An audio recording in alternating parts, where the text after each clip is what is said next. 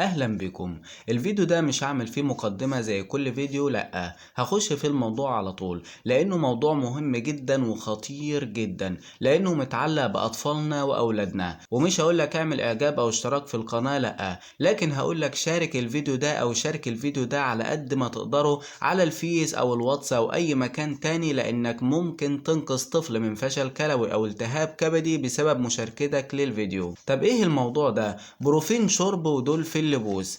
اشهر حاجة طبعا بينزلوا درجة الحرارة للاطفال، فاي واحدة ابنها او بنتها بتسخن تجري على الصيدلية وتجيب الاتنين دول وتدي منهم مع بعض وفي وقت واحد. وهنا بقى مربط الفرس، استخدام بروفين ودولفين في وقت واحد بيؤدي لاصابة الطفل بالفشل الكلوي والعياذ بالله، وربنا يحمي اطفالنا كلنا. اوعى يا ست الكل تجيبي فشل كلوي لابنك او بنتك بايدك وانت مش واخدة بالك. ممنوع تماما تماما تماما انك تدي الاتنين مع بعض.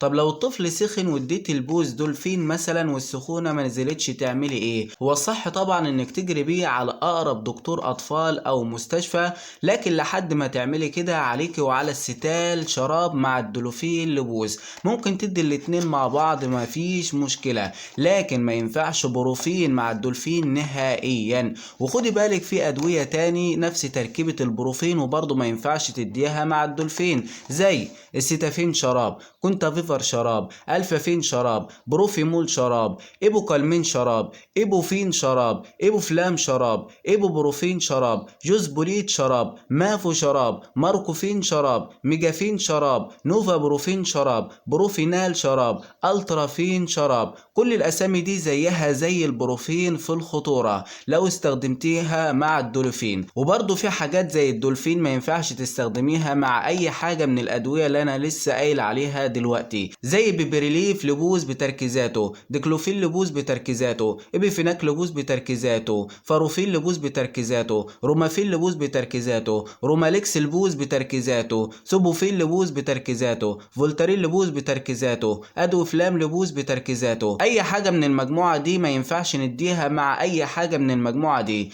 يا ريت يا جماعة ساعدوا في انتشار الفيديو ده علشان تنقذوا اطفالنا من الفشل الكلوي، ومن احياها فكأنما أحيا الناس جميعا. سلام عليكم.